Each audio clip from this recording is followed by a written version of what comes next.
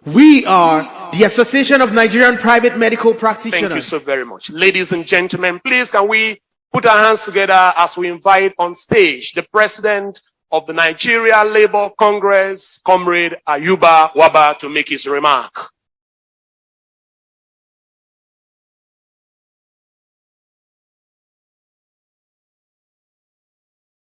The chairman of this very important occasion, His Excellency, the former Senate President, distinguished Senator Ken Inamani, GCON, a great Nigerian that have earned also the confidence of Nigerian workers.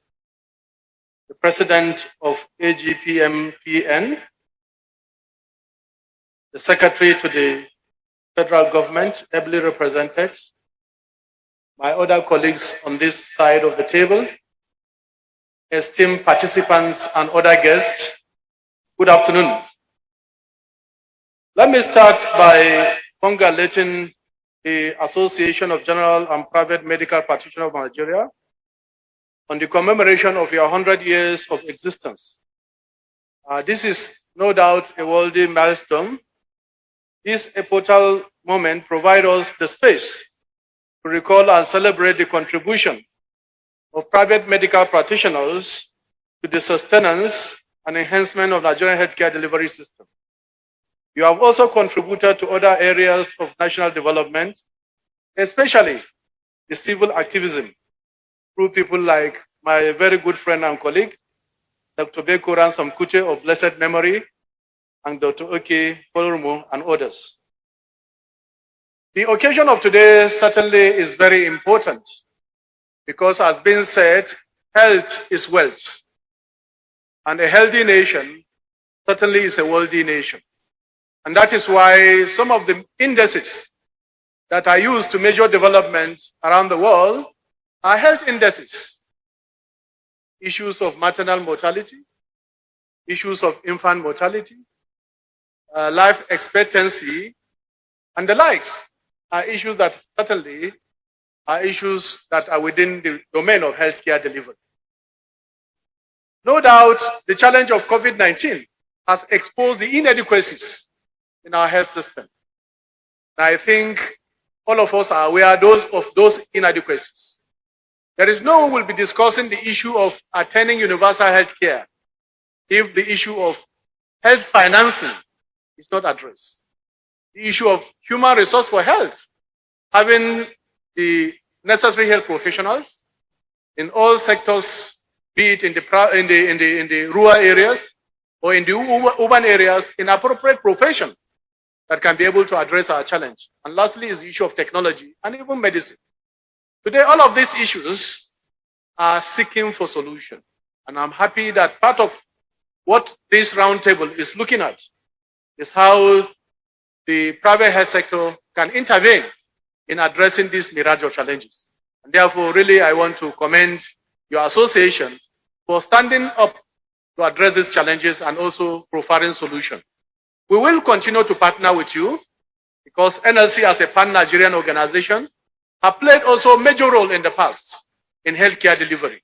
And let me make the point very clear that the success today of the current National Health Insurance Scheme can be attributed to the NLC. In fact, workers in the public sector forfeited their 10% medical allowance, which was the seed money used up till today to actually create the funds that are being used by the National Health Insurance Scheme. Not only that, the president of the Nigerian Labour Congress at that point in time launched the public sector health insurance scheme with that seed money.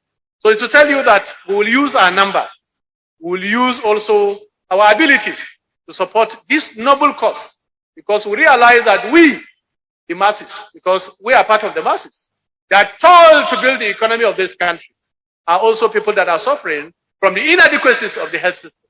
How do we take care of the poor and the less privileged? How do we address the issue of the most vulnerable in our society for them to access quality health care? Certainly, the issue of financing must come in.